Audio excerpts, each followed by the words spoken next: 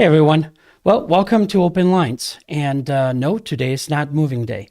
But today's show, I basically would like to open up for Open Lines later on for those who would like to share some stories with me and chat. But what brought about all these books and the basically the subject that I would like to cover for the rest of for the rest of it tonight is um, something that was inspired by a friend of mine, and it was as I discussed with M just not too long ago before the show started, something that blew my mind, but not in the ways that you think. It wasn't anything like, whoa, the whole universe came together and all these things that we always like to exaggerate with words like, wow, this blew my mind. But anyway, what basically brought all this about, and let me check something here real quick. Okay, I have too many things open. I want to always make sure that I have things unmuted so that I'm not just doing miming and you can't hear anything. For those that are just listening, it's basically the books that throughout the years that I've read. I have not touched all of them in all the details that I possibly could, but I had a conversation, and I will go more into this in a second. I had a conversation with a friend of mine. He's, I think, in his late 50s, if not early 60s, and he sent me a link. It was a link from Tucker Carlson, and he was on this program where he was discussing UFOs. And he sent it to me, and he was just awestruck. He was just amazed by it, and he was sending the link to me, to several other people that he and I both know, because what Tucker told and whatever he said, it blew his mind, because he basically looks up to Tucker. And to him, Tucker Carlson is one of the few people that on the web are just telling it like it is, whether you agree with it or not. That's at least his perspective. But what's interesting about this is that when Tucker touched on the subject of UFOs and shared what he did, he basically, and his exact words were kind of along those lines. It's like, Adnan, you don't understand. This changed my way of thinking. This kind of, in a way, shattered his world, that there is a genuine way to start thinking about that there is potentially life outside of this planet, never mind interdimensional. And so that was actually something that just just amazed him. And so, of course, he then was sending links left and right to all these people that he knew we were into this stuff. But it just, I guess, took someone who he felt like he could trust, and it's a public figure, to mention something about UFOs for him to just finally go like, oh my God, and just really pay attention to this. And so I was just we were having this conversation. He was texting to me. I was driving, so I just called him instead. I said, I can't keep on texting. Let's just talk. So I jokingly just said to him, it's, because after he was telling me all about this and he was just rattling on and on about whatever, I said, what's really going to blow your mind is that there's actually some people that have had contact with some of those beings, and they've come back to tell about it, including the one person you're talking on the phone with. And he just started laughing, and he's like, yeah, I've always known, but, it was I never really entertained it. It was always something like he was hearing all this stuff, and okay, it was great, but then he still went about his life. And it took something like that event to just basically just break something in him, for the lack of a better word, and not in a bad way, but just to really have a earth-shattering view of where he was at mentally, and then where he is mentally now. And so, what changed my mind, and it was or blew my world here, it was two things. One, that as long as I've known him, for him to be that candid with me, to describe, like, he was in my presence, we talked, we joked, and it was my assumption, I guess wrongfully so, that, he's at least kind of thinking about these different things just by being around me. And he was several times, he was at the conference at Ozark, being one of the camera guys. And so how can you not think beyond your normal thoughts, day-to-day thoughts? But it was something that really amazed me, that according to him and what he told me, he's like, no, I mean, even though he was among us, even though he was at these conferences, watching and listening these people present, it was just a full block.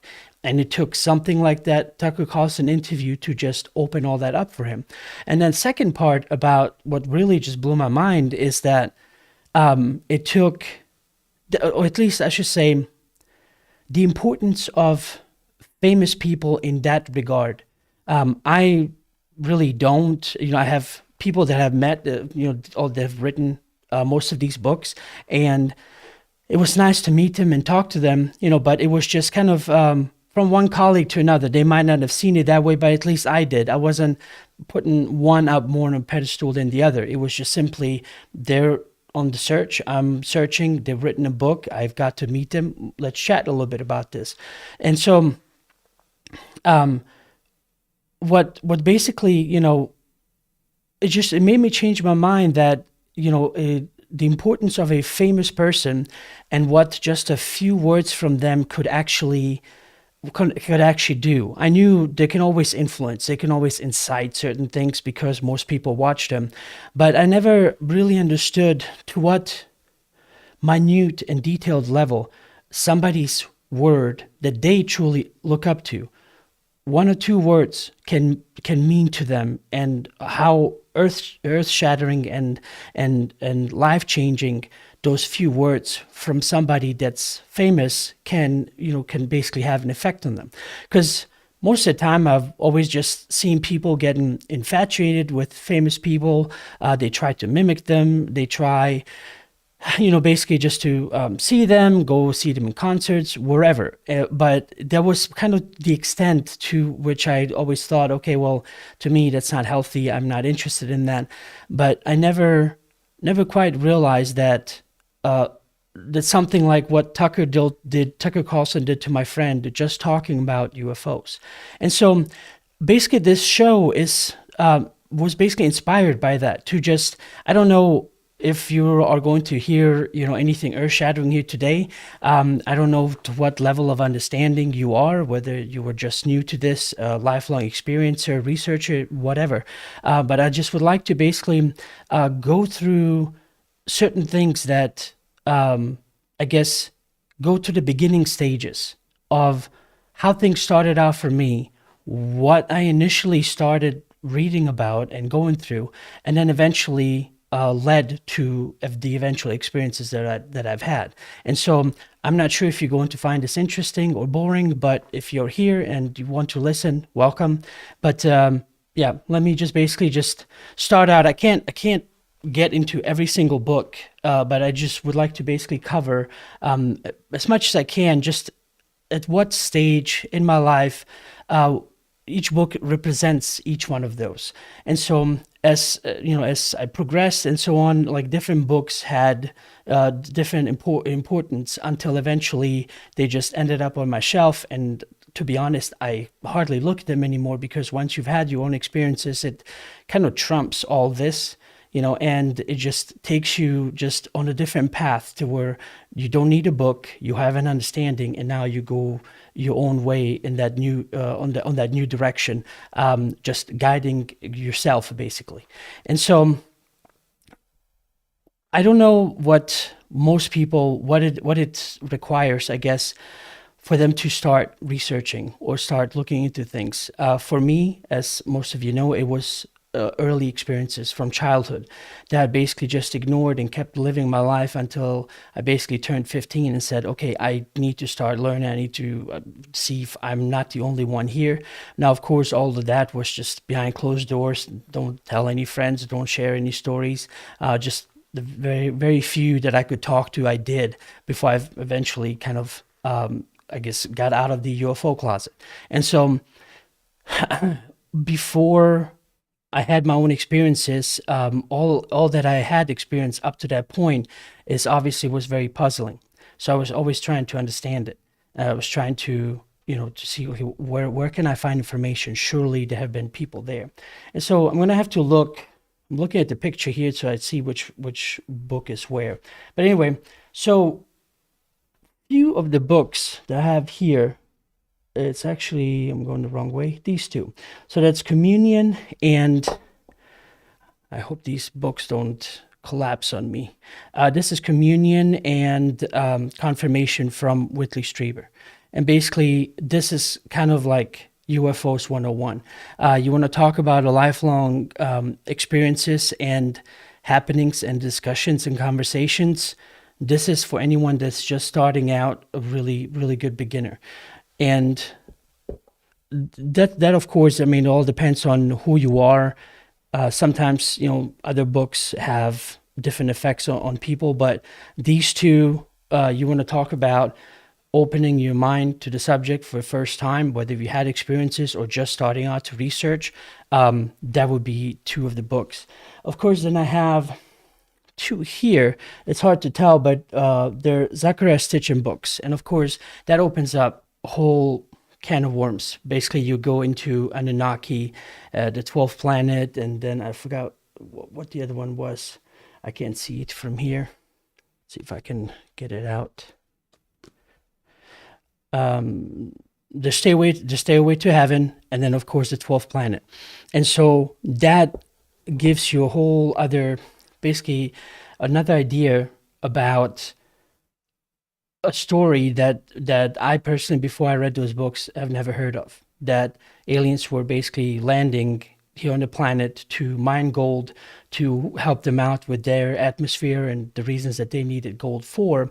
And in order to make their work a bit easier, it basically they genetically engineered parts of their DNA, I believe, and DNA that was on the planet naturally evolving. And in the book, he states, I believe, there was Homo erectus, but some people have said that it was just what we consider Bigfoot that was initially mixed together. And so to just be workers and do the job that they needed to do. I mean, there's a whole story that one can get into, but anyway, I'm just putting out the titles for all of you there. I'm sorry I didn't have enough time to actually put the full list together, but I thought I'll just go through some of these here. So, of course, there's this one was actually very interesting. It's called Alien Agenda. It's by Jim Marrs. And what I liked about that is his research and the perspective on different eyewitness accounts of what different agencies knew and what was basically told that they discovered and what they talked about and so on. It dabbles also into remote viewing and all these different things. So anyway, I mean, it's just, I don't even know where to start. It's, as most of you know, it's difficult to just compress a book in just 5 minutes or less. But basically, Jim Marrs is more of this, not the dry, but more like direct researching and storytelling and whatever he was able to gather. From what I remember, that kind of book would be a good one to read. And so then, of course, I really hope this stuff is, I didn't have anything good to hold all this stuff together, so I hope it just doesn't collapse on me. This one is Bashar, Blueprint for Change, A Message from Our Future. And it's basically written by Daryl Anka. And it's basically channeled material and about the different subjects. So it's in a form of a question being asked and then Bashar answering it. And there's a plethora of different questions that you can kind of sip through, search it, and he gives that answer to whatever was being asked. And so, let's see here. This one is Secret Life, and it's by David Jacobs. And so, if you want to have some sleepless nights, and especially in the very beginning, before, or not saying that you will ever, but before I had my experiences, and I was reading this book, this will scare the ever-living hell out of you. I'm saying it lightly. But, he and I guess Dolores Cannon, they didn't exactly get along with each other just because of their perspective. And talking about Dolores Cannon, this is her three ways to volunteers. And so they didn't get along with each other very well. And this was, I got to see them both in 2012 presenting. And it's basically, they have two different, I guess, mindsets or the approach of how to do hypnosis. Dolores claimed that David Jacobs always stayed on the higher levels where you go under, you start recalling things, but you stay in that fearful emotional state.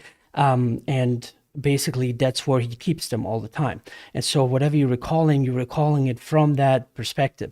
Where Dolores' technique, she was claiming that not claiming, but based on what all that I read and I know, if she would go deeper than that. So it goes beyond the emotions and all these things, and then it gives a deeper understanding and taps into a much deeper, basically, a message of what was going on, why it was going on, and basically it gave people clarity. It gave them peace of mind that it's okay, whatever had happened, because they understood now the deeper understanding of why these different events were happening, like in abductions, if they were fearful and they found themselves screaming, and if certain things during these contexts were not pleasant, it was in the Dolores' technique, it was explained why what was happening. So it eradicated that fear. Whereas with David Jacobs, it's not necessarily that they're telling a wrong story. It's just that there's a certain level that I guess he doesn't go to, and so it was unfortunate. It wasn't a big deal, but in 2012 you could kind of see that there was a what was the word, like contention between them two, and not necessarily on Dolores' way. And I'm really saying it at that point because later on I got to meet Dolores more. In 2012 I was just basically an observer, so I didn't know any more than what I saw on stage, but just because of the two different techniques. Anyway, they didn't get along. So like one particular example, so Dolores got on stage and the lights was really bright, and she said, oh, the lights are bright, is there any way we can just turn them down a little bit, because it was distracting her to present. And so a day later, I think it was the same day, it's 2012, I can't remember all the minute details, David Jacobs got on stage, and his first comment was like, oh, the lights are bright, it's like, can we please turn them down? I don't know, that was kind of a jackass thing to do in my opinion, but that was basically his passive-aggressive jab at Dolores. But anyway, I would recommend you reading them both. If it comes to truly wanting to understand what's going on, read both and you make up your own mind. You can join both camps, go to one side or the other. It's not up to me to say what you get from it. But as much as I've experienced, even years later, this book does not hold much water, because when you go through the process and you truly take the time to understand, there really is no fear. There's just progression, experiences, and so on. And you don't have to have sleepless nights just to try to make contact. So anyway, let me see here. I'm really hoping these things just don't collapse here on me. These two. This one is Cosmic Voyage by Courtney Brown and Cosmic Explorers. Again, these are books that all of these were in my early stages. So for some of you that have opinions about any of these authors, please keep in mind, this is the collection that I basically then ended up with as starting at 15 years old, learning and reading and leading up to my adventure experiences. But what I'm trying to get at, if a lot of you have opinions about certain authors and very strong ones about some and less strong about others, so if you hear Courtney Brown and have very strong opinions about that, just keep in mind this was just another section, one part of my journey. But anyway, what I liked about these is that these two books were it was a different approach. So everything like Ruth Montgomery appear, and of course, let me. Is it this one? Yep. Ruth Montgomery and John Mack, Abduction, also a classic one to read and really get familiar with the subject. They were all stories from other people. What these two books basically did for me is that here's an approach that I never heard of before, and it was called, it's still called remote viewing. But he has this different approach where they assign numbers. And so basically, if there was something that they wanted to look up, there would be a person that would then give these numbers to somebody who's in that relaxed state, to getting ready to remote view. And so the other person that's giving those numbers might or might not even know what they're supposed to represent. But if you're in this remote viewing state, it's supposed to then give you all this different information. So you're getting visual hits, you're getting emotions, feelings, sensations, all these different things that then come together and tell a story. And so what actually both of the books do is they go into different subjects. So let me see here, just to remind myself exactly, see if I could pick one up from the beginning here.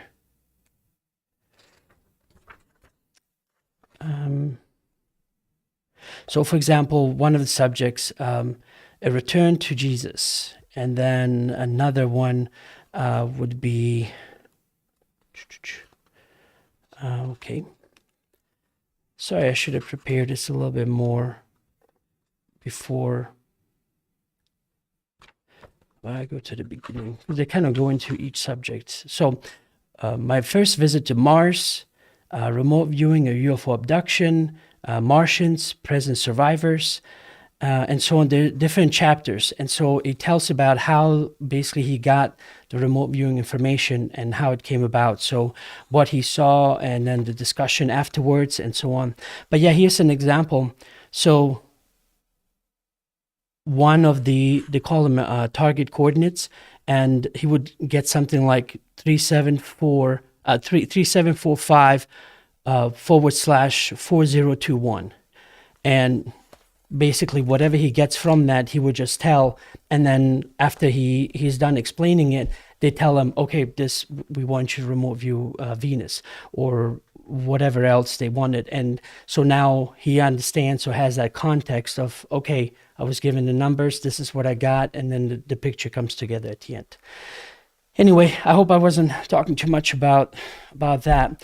Now, of course, there's the Rise of the Fourth Reich from Jim Marrs, and especially what I love about these, because when I interviewed him, I got him to sign some of these books, and so one of them is my favorite, because one of the things I loved doing these different interviews with different authors is that it goes beyond their book. When you speak to them, you feel them as people, their energy and who they are, and what was interesting is that you kind of pick up all these little quirks about them, and the longer you talk about with them, you get to really get to know them. So the books, when you read them, have like a different tone to them. But one of the things he wrote, he says, Adnan, don't be a Nazi, see the fascism in our nation. And what he wrote is like, don't be a not-see, basically, in quotes. And so he would just leave, funny comments like that. And, others that I had signed, Dolores and basically Jim here, they basically just, it's like a nice little gesture just to have, and to know that these interviews that I ended up doing, the interviews with all these different people, they're real. They had their own path. They wrote this book in their own way for their own reasons, and you just kind of get to have that feeling about, okay, this person truly also wants to know. And then others, you don't, very rarely, you don't kind of get that connection about like, oh, wow, this person wrote this book, because their personality and how they write are obviously very different. Anyway, I'm telling you about these because those are the things that are important to me. That's how I judge character. That's how, when I meet people, I want to know as much as I can about them, especially when it comes to certain subjects, because, it's before you have your own built up intuitive, spider senses. Basically, you try to go off of whatever you can to figure out who can you trust, what they're saying, is that trustworthy, what they've written, and so on. Okay, George Norrie, I basically just ended up, he was in St. Louis, so I ended up going to see him, and he just basically wrote some of the, basically, the book is called Work in the Light, and basically just, he came to a Barnes and Noble, and just basically came out to talk, and just different stories about his life, and then some other things that have happened to him, and especially in his personal life with his first wife and so on. It's quite personal for those who are just fans and just want to know.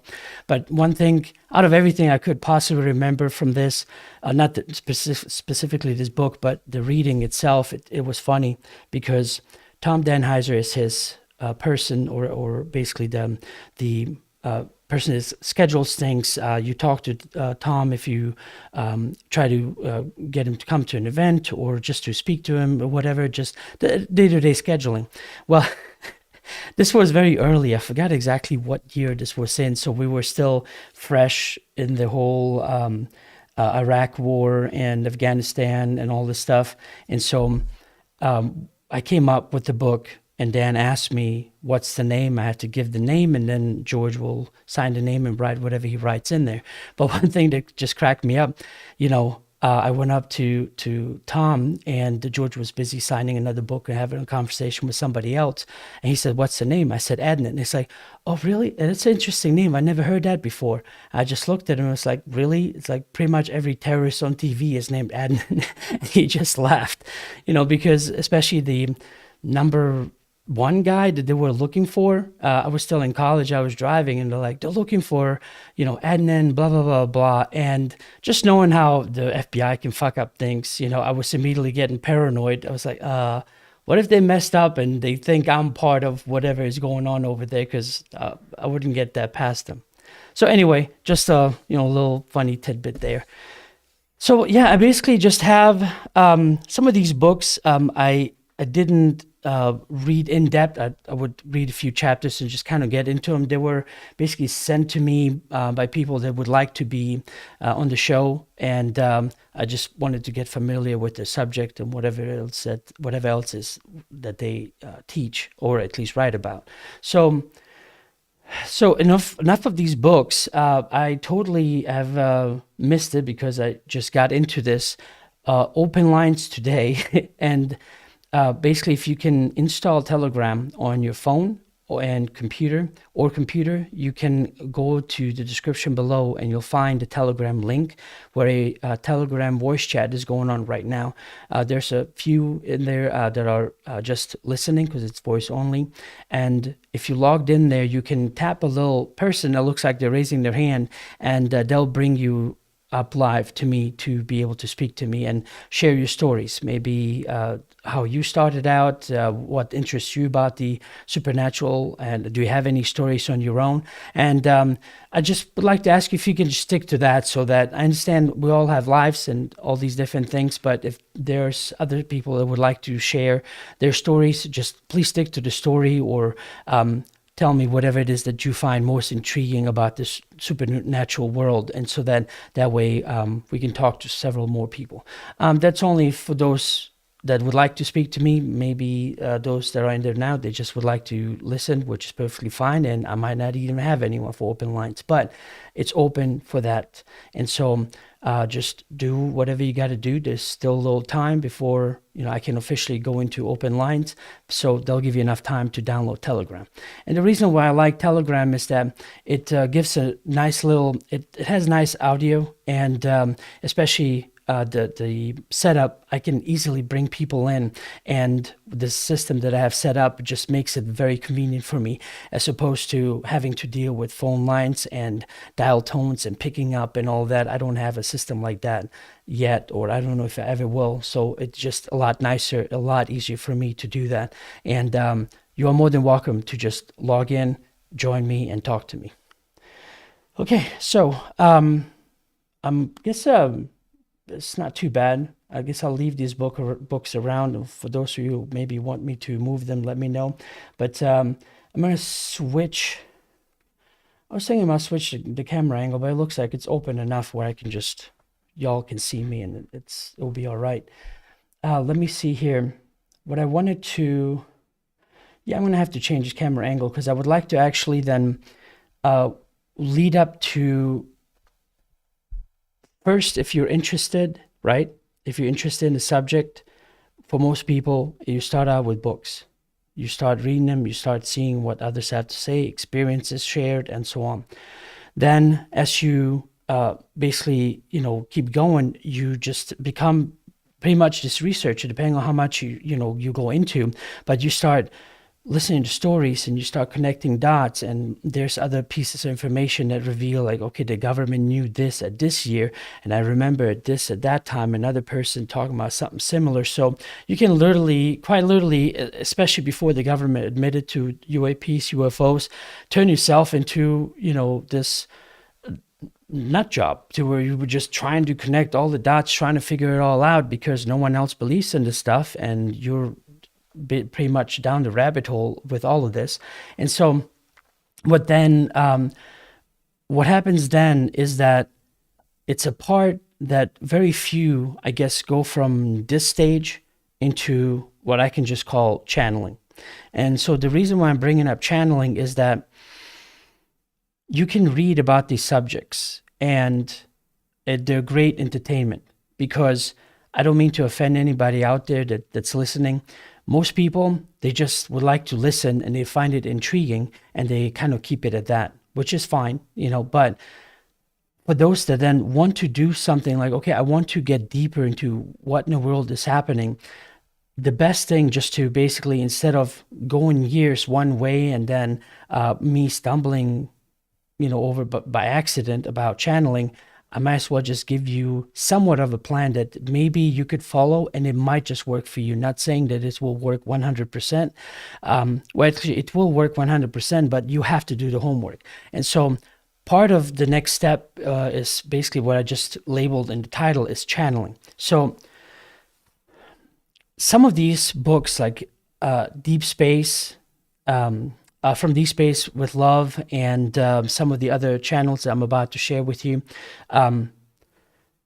what's important is that the way they talk and the way they describe information is, especially at this point, a lot of them have been channeled, like Bashar, that's channeled by Daryl Enka.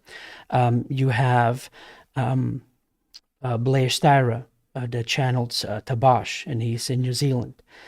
You have just the other day, Robin. I was talking to Robin, and basically she channeled for us on the show and answered questions. You have to basically go down this path of find the channeler that speaks to you, that makes sense of what they're saying, or it's easy to listen to you, because different channels have different ways of talking to you and describing information. For example, Bashar, and when it comes to listening to him, my wife doesn't like it because she's like, the way he talks, she can't stand it. Sometimes she can, sometimes she can't, but that's a perfect example of what I'm talking about. There's other channels that she loves to listen to, and basically you have to then, out of all the ones that you happen to find, for me personally, Bashar spoke to me, just the way he was channeling the information. And so when it comes to a lot of things, when I first get exposed to something, I listened, and I kept listening. And for about a 2-year period, I basically watched everything and anything that was available online about Bashar. But not just for entertainment's sake, but I was intently listening to what he was saying, how he was saying it, when they were talking about these abductions, when they were talking about how do they travel, when they were talking about why are they here, when they're discussing about, what being a psychic means, how does that actually work.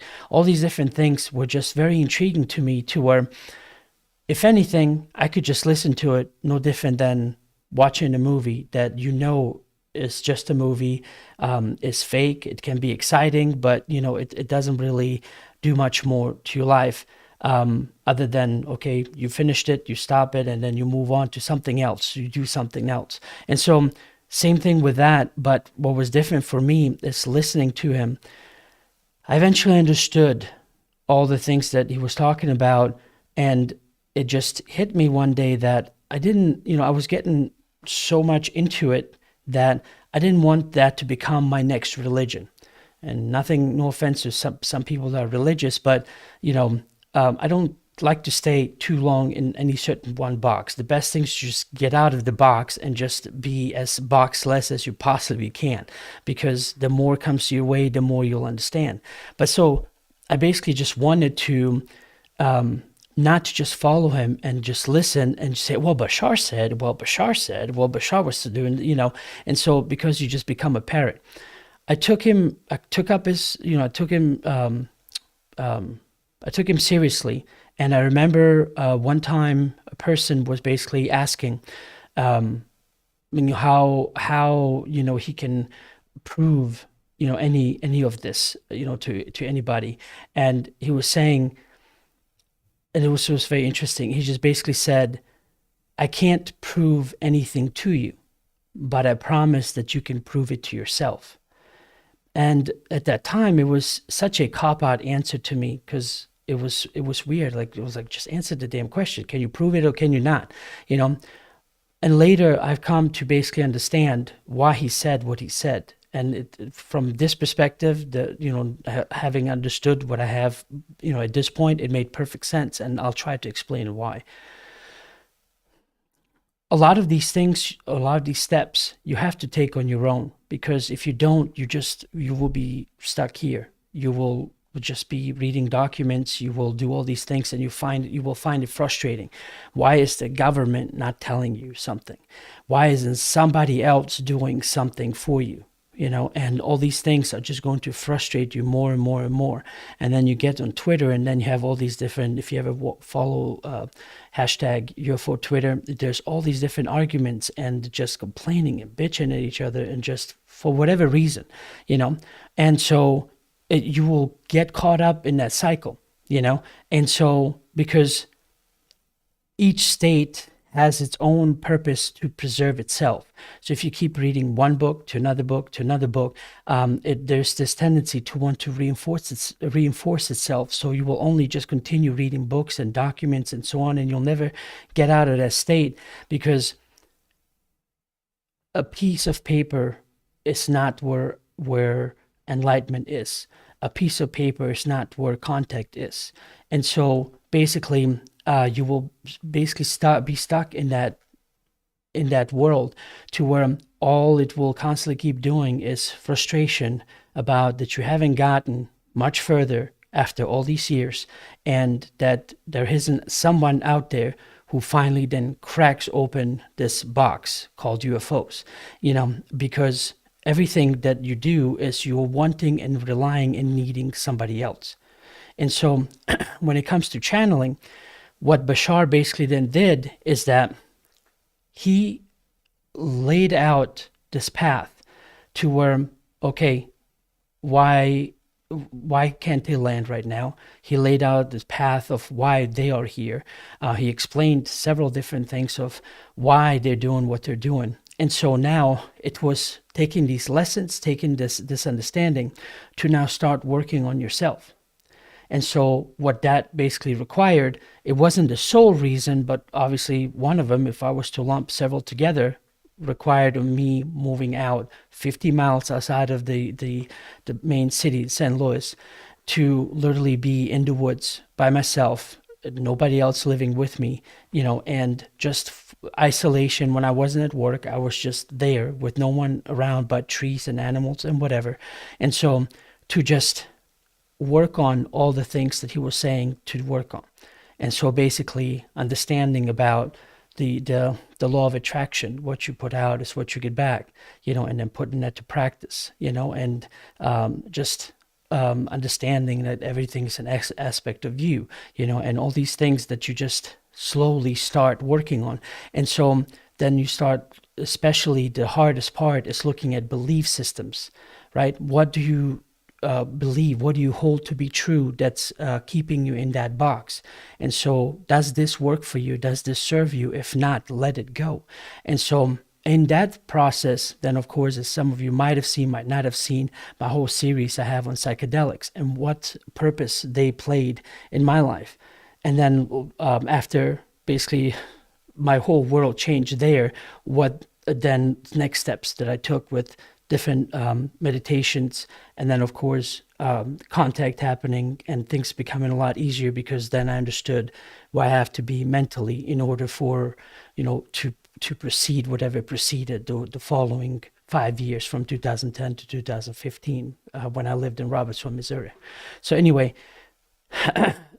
it's then to channeling is and taking those lessons to heart, because I've often used the example, and forgive me if you've heard this before, but I often use the example of love, or what we understand to be love, because when it comes to these books, you can look at these books and let's say, using the metaphor of love, is that, this book is the shoes that you think you need to be wearing, the pants you need to be wearing, the cologne or perfume you need, to attract someone who you find attractive. They can be the representation of the places where you have to go, to meet someone, and then not just places nearby, but countries or whatever you feel needs to get done, and then what kind of cars you need to be driving. Basically, for most young people, all those insecure little things that don't have anything to do with love, but you convince yourself that it does.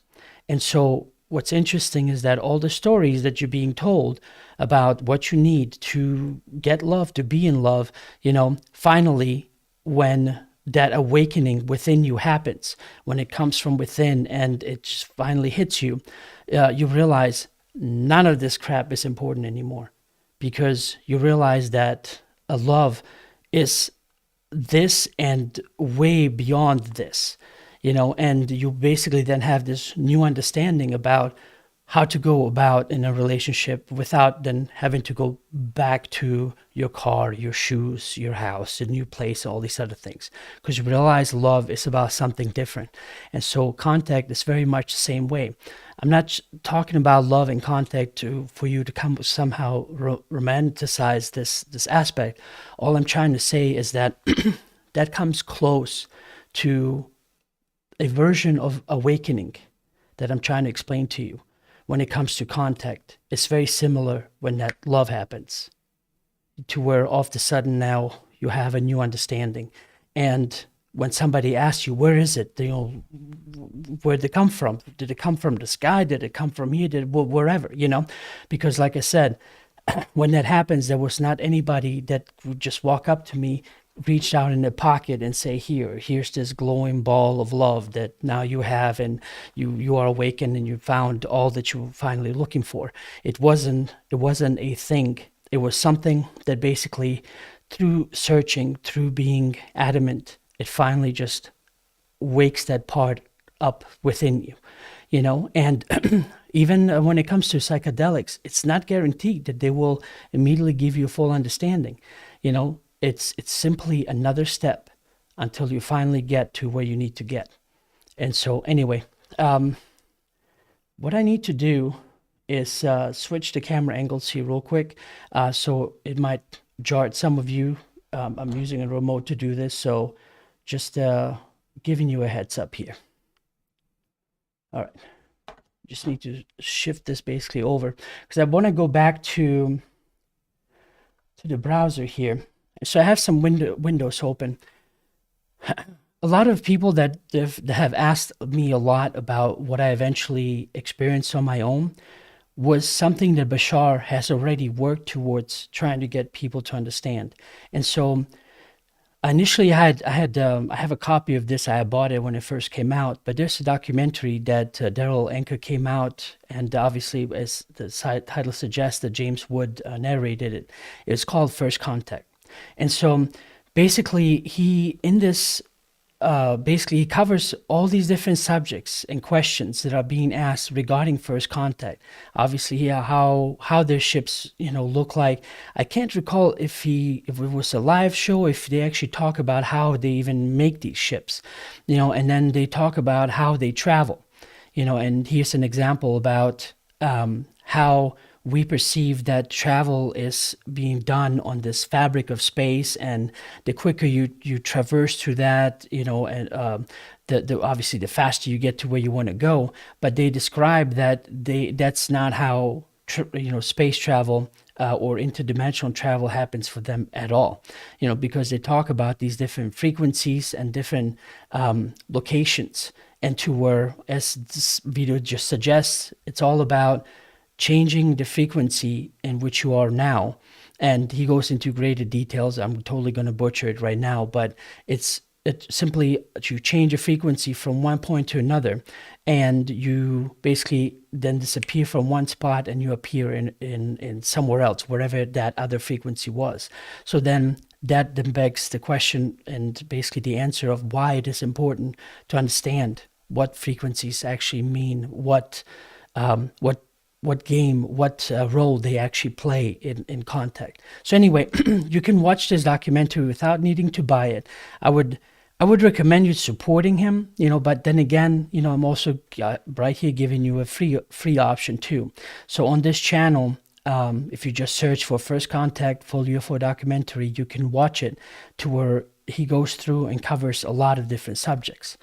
I also have this video here. This was at Daryl's house. I got to go and visit in 2015, and I got to meet him.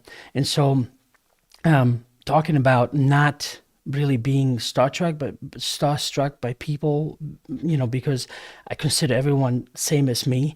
If I was to compare it to an experience that's kind of somewhat starstruck, this would be it, because at this point I was basically listening to Bashar day in day out for 2 years. So when I got to meet Daryl, for a quick second I stopped and I was like, oh my god, it's Bashar. And then of course I was like, nope, no, it's just Daryl, and we're talking or whatever, and all that quickly faded away. But that's as close as I got to basically just having that feeling there. And it was just something that I always wanted to do, is get to meet him and have him tell his story. And so this is also available on UFO Hub for you guys to watch. And he goes into his experiences in great detail. So you have a lot of information that I'm just giving you right here between his documentary First Contact and basically then this interview that I did with him and everything that he shares there back in 2015.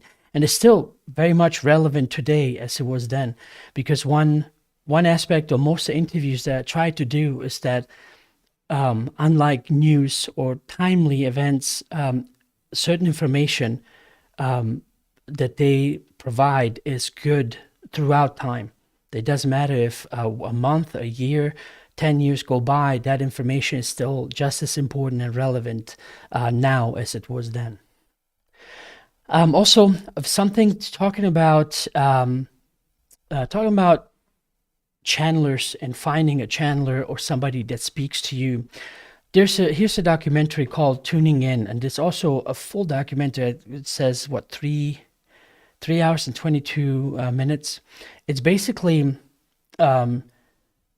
somebody put together several different channelers that then talk about these different subjects, but all from their different perspectives. And they all, whether this was staged or not, I believe it was just, the way things flow. Truth is always truth, no matter which mouth this comes through, and so all of them cover basically aspects of a certain subjects.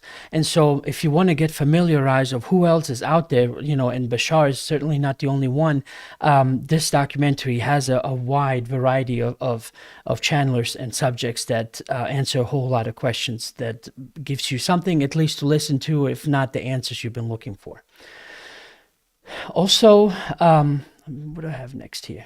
Okay, so Tabash and I have Blair Stara, I've interviewed him several times. Really cool guy. I'm not sure when I'll get to meet him again because he lives in New Zealand, but he channeled, and both the times on film, both the interviews that I did, you can hear Tabash being channeled and talking about whatever it is that he talks about. But also, this is another way of, a different way of channeling and listening to the information that they have to offer to see, does this match with you, or do you want to basically listen to somebody else because for whatever reason you're not into it.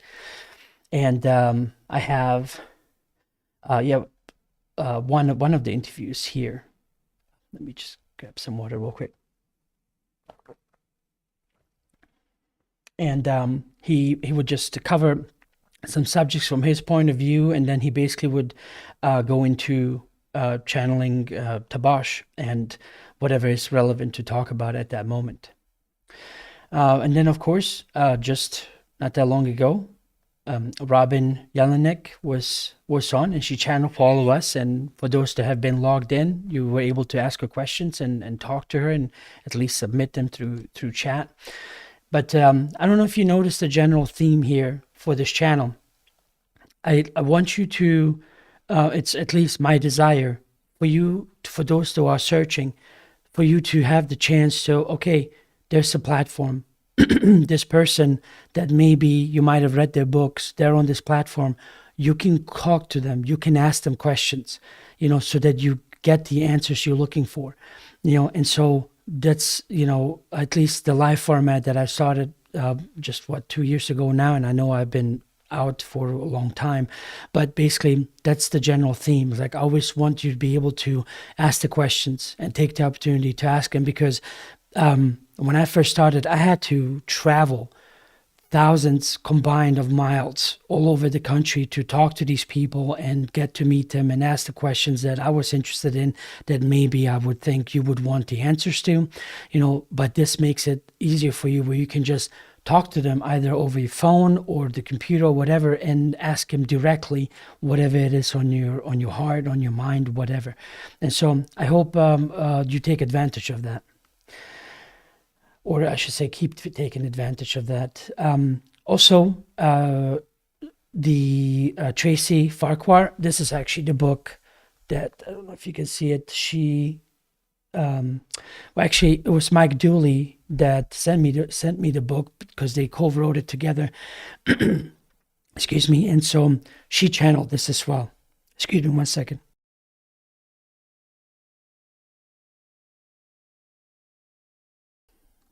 Been talking for a while, my throat is getting dry.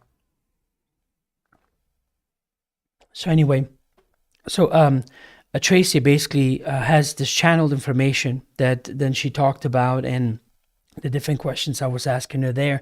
And you can also watch this. It's before I would have to, I was wondering, before I started, I was looking at this, where did I just leave it? Maybe I covered it with something. I was looking at one of the books, and I was basically trying to figure out where the second book is. And then I know that I had another book, and then I stopped and realized, I got them out of the library, because especially in the early stages, like when I'm 15, 16, and just have a part-time job, and most of that money went towards giving it to the family, my mom and dad and so on, just to be able to just kind of survive in America beginning, basically just adding to the family here. And so I didn't have much money to just be spending it on buying books or other things. So library was my main source, where I could always walk over there, check out whatever they have available for however long I can, and then return it. So anyway, here you have videos where you can just go and watch them. And I tried to do a good job of asking questions that maybe somebody would want to ask. But then again, next time I have a guest, please take the opportunity to actually, ask them yourself in case there's something that I'm missing.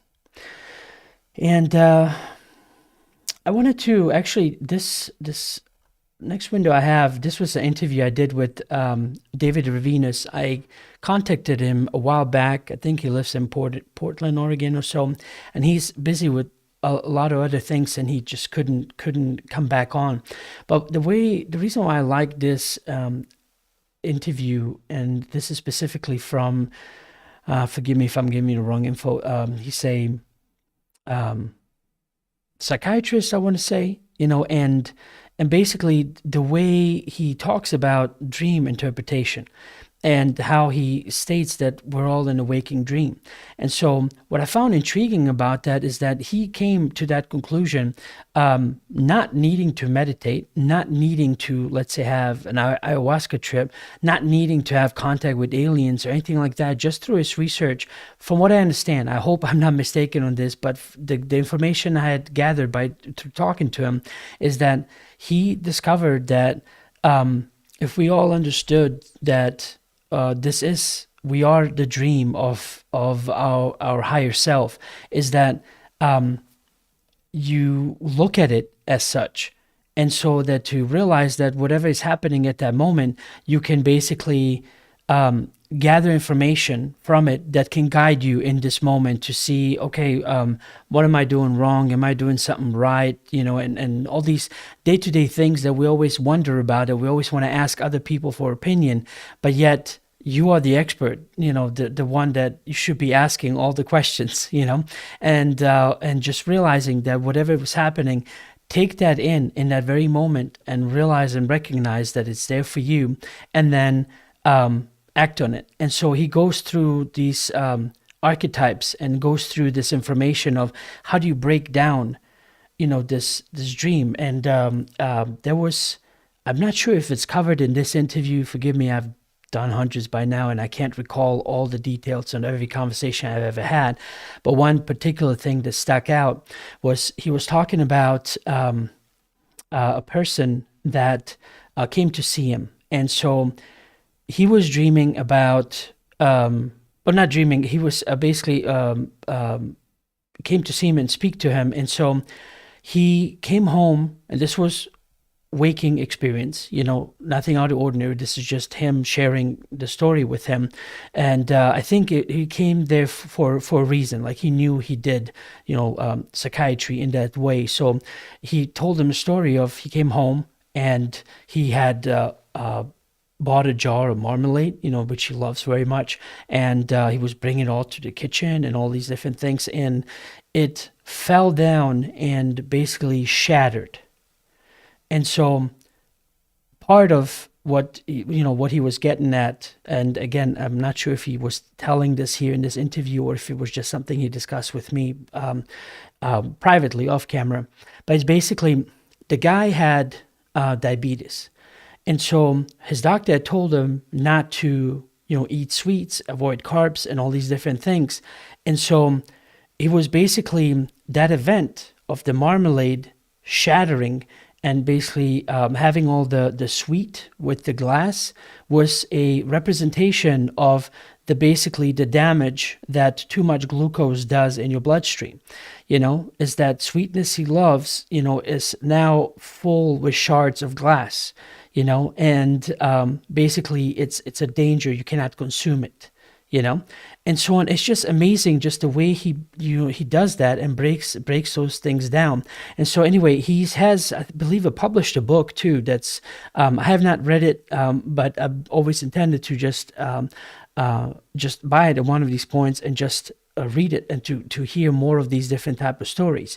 And so I found that intriguing and very particularly interesting to share with all of you, because if you're not into meditation, if you're not into any of these other stuff, and you just want to still, I say, I don't mean this in a derogatory way, just stay straight-laced, that would be somebody to basically kind of get your feet wet with, because then he discusses also, I consider that a very metaphysical, supernatural types events, but that are just analysis of the waking dream, and that can help you, guide you, and whatever else you need in life or answers you're looking for at that moment.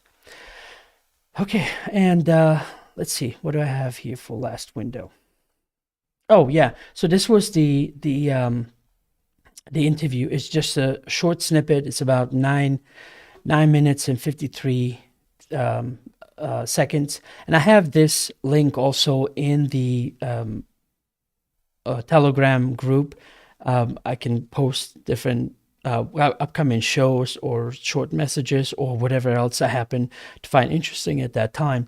And so it's also on Telegram under UFO Hub as well, if you need the link specifically. But yeah, no, this was the interview that earlier that I talked about my friend when he saw this, and that's the one that just started this whole changed perspective for him. Okay.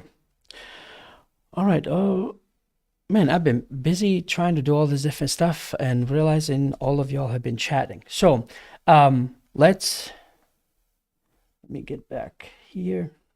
So for those that still would like to speak to me, share their stories, talk about whatever supernatural experiences and subjects you would like to maybe discuss or whatever, share with me.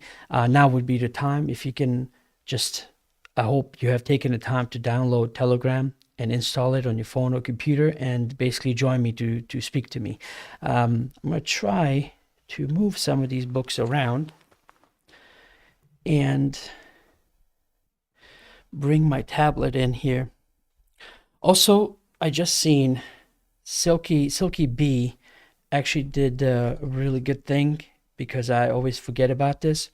This is streaming right now on Twitter for the first time. I don't know how well it'll go across, but it's streaming on Twitter, Facebook, YouTube, and Twitch. And so you should be able, I don't know about Twitter, but you should be able to submit a question if you are not wanting to come on to Telegram and talk to me.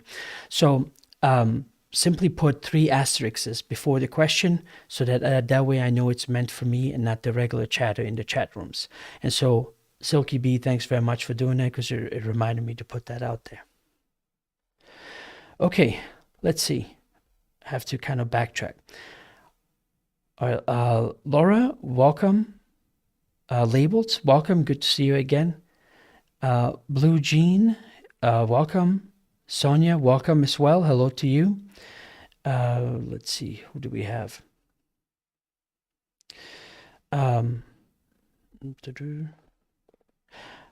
Roger, welcome as well. I'm sorry if I'm mispronouncing your name. Silky B, welcome as well. Okay, Silky B, I see the first question is asking, thoughts on Dolores Convolutus series. I'm almost done and continue to be floored page after page. Well, that's what I'm floored with, is especially the way she got that information. And if I just realized if some of you find all these books distracting, let me know. I'll move them, but I hope you can still see me in full view and are okay with that. The way Dolores did these sessions is she would go very deep into the basically, I forgot what state of psychosis that level is. And she says it's a level which most hypnotherapists would not go past, because they said weird things happen there. And so what floors me about that is the way the information is gotten is that basically she will continue a conversation with whatever being she's having a conversation, let's say in America. And she would often travel to go China, Australia, England, all these different places. And then she would do different sessions whenever she could at these locations as well. And after she would be done with the session, and if it's okay with the person that came for that session, that same being and that same entities that were in America would come through and continue talking to her, whatever subjects they were talking about. And so Ozark, I started there for a second, but Ozark has this huge basically collection of the tapes, because she recorded them all on just cassette tapes. And I started to back those up, to digitize them. And I had stopped and got busy with a whole bunch of other things. So I don't know if they want me to still continue with that part. But it's basically all these different sessions that she has had. And it's how she wrote her books. And so whatever subjects, like you have the 3 Waves of Volunteers, which actually talks about the different age groups of basically souls that are coming in. And so she talks about the first wave, which are kind of the trailblazers that basically the trendsetters, and then you have the second wave, and she describes from which year to which year they are born, and what their purpose is on the planet is. And it was surprising that for that age group, she was saying that they already came with a energy that is already ingrained in them from birth, and so basically. They don't have to do anything but to just be, to go to the jobs they go, to places they feel like they need to go, and they don't have to do anything more. But she says she found that a lot of those people coming to her are in that group and are wanting to do more than what they already are doing. But the way she was describing it is that because of these subtle frequencies that they already come with, she said you can be in a mall or any place and just pass the people, just pass next to them, and they would be kind of in your field of that bubble of that frequency, and it would in a way act like a small seed that was kind of frequentially left behind, to where then it will then grow and blossom into then this curiosity that they never had before would all of a sudden be there, and they would go down a certain path just by simply being within the vicinity of these people. And she describes a large portion of these different souls coming in just to do that. And she says a lot of times they feel like they're not doing enough, when that's all they have to do is just be here. And then she talks about the third wave, which basically is basically the new children, and so I can't remember exactly what years those are. Sometimes I'm trying not to be too negative about this. When I watch certain things on television, I'm just like, where in the world did these people come from? And sometimes I watch my own children and go like, dear Lord, But anyway, this new generation is supposed to be this generation that's less prone to going along with the norm, and they would basically fight against the system, in many different ways. And so how that exactly is supposed to look, I don't know. I personally am kind of, I can say, sadly, I had I guess for lack of a better word, a romanticized version of how that would be, that these children, will be, obviously would be known who they are, and them coming in would, make these changes that would be a benefit, not realizing it could also go the other way around, to where they have not come of age yet, and maybe the only thing that they can do and express is temper tantrums. And so I don't know, but the whole point is that's what she describes about that last generation that's supposed to bring about this change within society, within the governments, and the world in general. So anyway,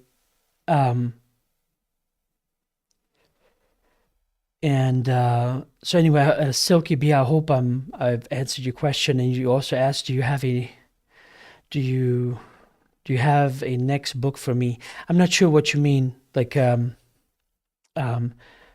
just to suggest, if that's what you mean, please just clarify in the comments if you don't mind. Oh yes, so Matt Galloway is basically said, check out Allies. Well, it's Allies of Humanity. It's actually, I'm really hoping I don't bust these books up, and because they're not held by anything else, I would just basically balance them. But I have a whole part here. Yeah, they're Allies of Humanity, and so Summers was kind enough to send me, I believe, the whole collection. So book 4, book 2, what else do I have here? Book 1. I think I have along these other ones, but he sent me the whole thing. I was very grateful for that. And so, yes, I would also recommend listening to these. Now, their perspective, or the way he's representing this, is his point of view, how he understands some of this information from these different beings that's being channeled. But again, you have to read it for yourself. All right. I'll just put that down just so that I don't crash anything here. Okay.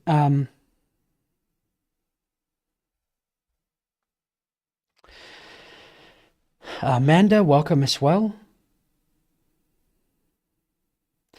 Boo Ups, welcome. Roll the losing dice. How are you? Good to see you again. His question is, have you had any recent vivid dreams, nightmares, sleep paralysis? Um, yes, I have a few nights ago. It was very interesting, but what sucks is that I have not always been in a habit of keeping a dream journal. And I was told a long time ago that it's best right when you're awake to just take some time, whether it's you writing it down or just record it, to just while it's still fresh, record it and keep recording them over time and listen back to them when you awake and have some little extra time, and you will get more from these dreams of why they were happening, what was going on. But I've always been bad at doing that, and so I wish that times I did, so that way I can listen to it at a different time with just especially right when you wake up, like everything is still very much there, and I just basically just want to see and remember exactly as it was, as it was happening, so that I can re-listen to it and see if it if there's some meaning to it in it there for me. Okay. All right, so all right, we still just have people listening on Telegram, which is great, and nobody who wants to chime in and share their stories. And I don't know if Silky B heard me about clarifying the question, but other than roll the losing dice, there's no other questions for me here. So if you have any, let me know. I'm still good. If some of you still want to talk or share something, otherwise, I think this is pretty much it. I'm not I'm not sure if this video will do justice to maybe share it with some of your friends that are just now getting into the subject. I don't know if you find it worthy enough, but if you do, please do share it with your friends, and especially for those that maybe might have an interest, and maybe through some of my explanations, they would have new avenues to go down and new routes to take when it comes to the subject. But I certainly hope that all of you that have spent the time listening to me right now found it useful enough. So yeah, no, this was basically just that story. Having talked to my friend, because when I was still in the truck and I called him, and when we talked, I think for 45 minutes, and it was just amazing. And he was just in this. It was weird to hear them from this different state to where he was just in awe. And I told him, I said, well, hey, anytime you want to talk, now crazy friend that will listen to you and maybe answer some questions you might you might have about this, because the immediate friends he has now are not where he's at. They're not at that stage, so of course he can't bring that up to him at whatever next gathering happens to be, and so I guess most of you that are watching this, and who are into this, maybe try to make yourself available for others so that they know that you can be, I guess, trusted, for lack of a better word, that you will just listen and not judge. And maybe give them some pointers, maybe show them, tell them about this video if you found it useful enough. So I guess it's just, we can't rely on the government all the time, because I don't know why it hasn't been clear to people that government really is not really there to solve your problems. It was created out of fear. It was created out of need. It was created out of want. And so of course it's those things that drive it. And so you can't expect it to all of a sudden change its core premise of the reasons why it was created. It would has to be you that changes first. Only then, does the government really have no other choice but to change, because we then start looking at things differently, voting at things differently. If voting can still be trusted, because many countries around the world always and constantly have issues and problems. But the whole point is, it all comes back down to you. What are you doing about your progress? If you're frustrated about not understanding enough about UFOs, what have you not looked into? What avenue did you not take? What rabbit hole did you not go down? Was something too crazy for you? If it is, why was it too crazy? To listen to look into. If something, doesn't, sit right, why not? Because it's always funny when everything is going great, we don't ask any of those questions. It's only when something is not right, when something, is fearful, only then all of a sudden this self-inquisition comes in, And so anyway, I hope all of you take the time to just maybe try to understand what I'm saying. If you're not entirely sure what I was trying to get at, for those of you who have been into this for a while, I understand. Just keep on trucking, keep doing what you can possibly do, and you just never know. I don't know. I would not.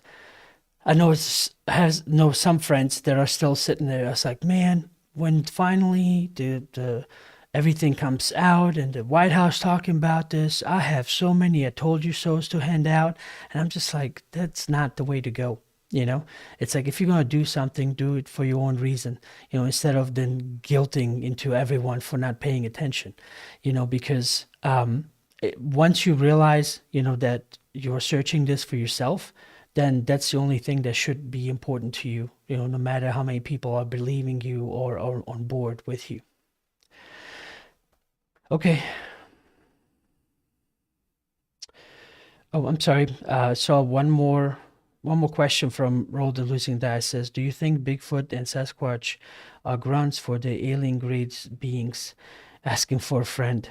I personally don't have an experience when it comes to that. So if I'm telling you something, it's something that I've read. So just want to make that clear so that y'all don't think, oh, this is something I got during my, context. But no, these two books right here, 12th Planet and I just said it, I forgot the title. Zecharia Sitchin, The Stairway to Heaven.